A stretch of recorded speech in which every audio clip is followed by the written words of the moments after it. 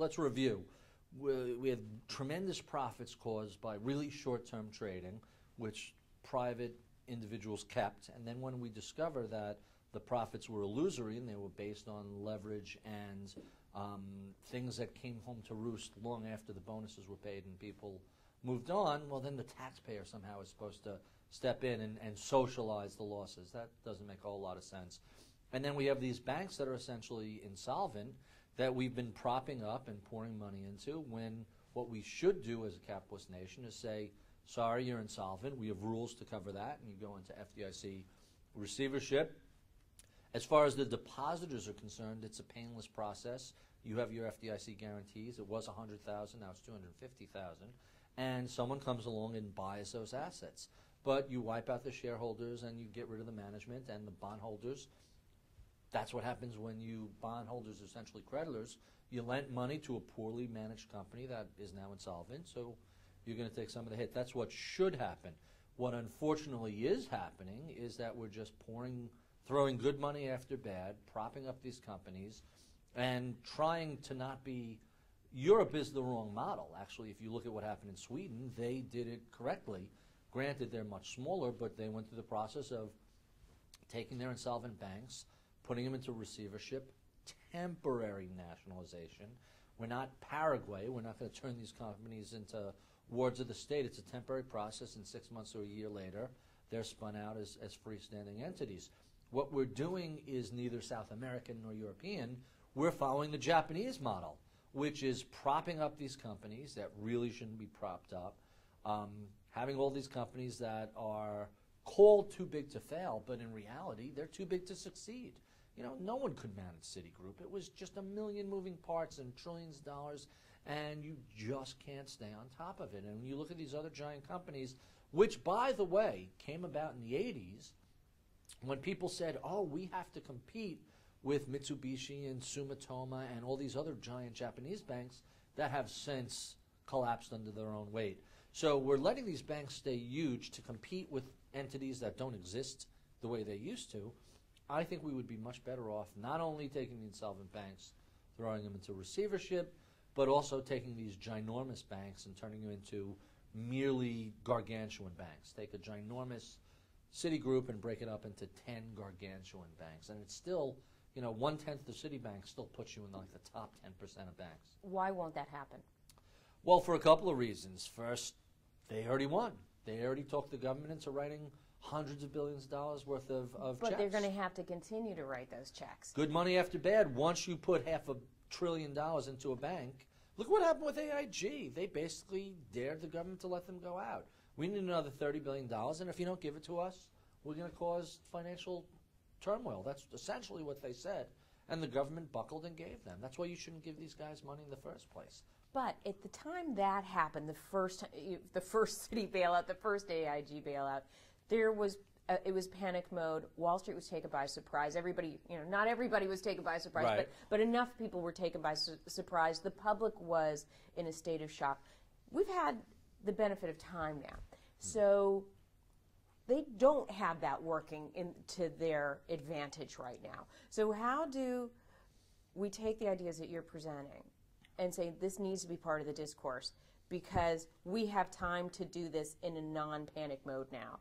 Yeah, maybe we threw some bad money out there, some good money out there that's turned bad, but we don't have to continue to throw good money after bad. I don't know. I don't think there's the political will to do it.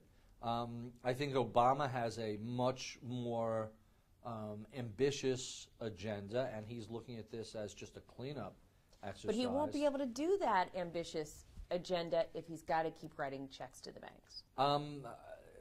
Yes, that's part of the fatal flaw in this whole approach of carrying on the Bush administration's ruinous policies of just throwing money at poorly run companies that are essentially insolvent. Look, if you're Citigroup, you know, the famous quote from George Shultz, who was Reagan's Treasury Secretary, when was told these banks are too big to fail, his answer was, well, then make them smaller. If they're too big to fail, make them smaller, and then they could fail.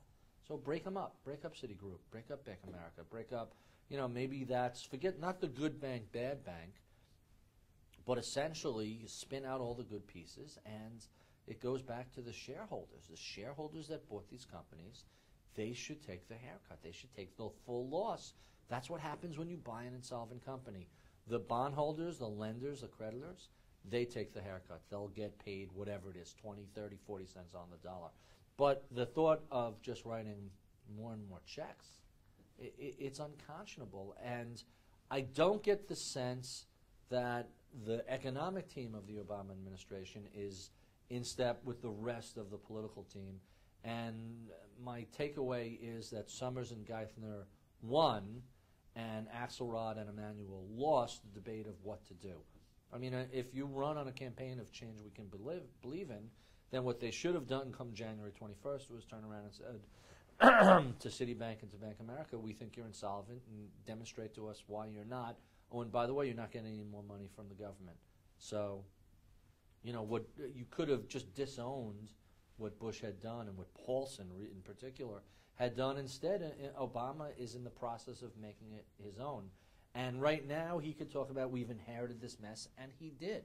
But at a certain point down the road, when you're carrying out similar policies of your predecessor, it becomes your headache also. At least we're starting to hear from Treasury, well, we think Bank of America and Citigroup have to raise more private capital, not government capital. If that's the case, if that's the clean break from the prior administration, that implies that Summers and Geithner are being lowered, and that Axelrod and Emanuel are starting to assert themselves. But just doing more of the same just doesn't make any sense to me. Let's talk about the unintended consequences of low interest rates. Sure. You know, we're experiencing the fallout of that now, right, from the Greenspan era. But we are in a situation now with very low rates that are going to be here for quite some time. Right. What is your concern about what's going to be on the other side of this? Both may be positive and negative, but what is your feeling of some of the unintended consequences of a Fed that has been forced essentially to keep interest rates where they are? The concern today is, will the Fed be able to raise rates to stop inflation and dollar weakness when that inevitably comes about when this deflationary cycle ends? So right now you're looking at U.S. Western industrialized nation indices more or less cut in half, emerging market indices down 3/4, 75%, home prices off 30%, and deflation in a number of goods and services. It's not as bad as Japan was suffering during their lost decade, but there are glimmers out there. And the thing that really gets me nervous is, so you could keep rates down while you're in the middle of deflation, but you have to be able to raise rates very quickly once that deflation goes away and you start seeing asset price appreciation, inflation, dollar weakness, etc. My biggest fear is that either the Fed won't recognize the conditions and responds.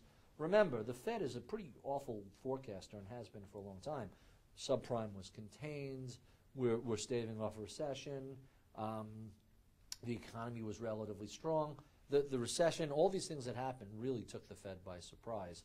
So I don't have a lot of confidence that they'll see the end of the deflationary period and the beginning of the inflationary period very quickly. And then second, if they do, are you going to then smother the baby in the basket by taking a very, very fragile recovery in, let's call it, 2010 and in 2011, and raise rates and really cause that to go away? Right now, the increase we've seen in any activity has been either ultra-low rates driven or deflation driven. You saw a terrible GDP number, but personal spending was up. And I could tell you the reason it's up is because everything's on sale. There was just an article in the New York Times where consumers are saying 50% off. Let me know when it's 70% off. Right. 75% is the new 50, right? Right, that's right. And you know what?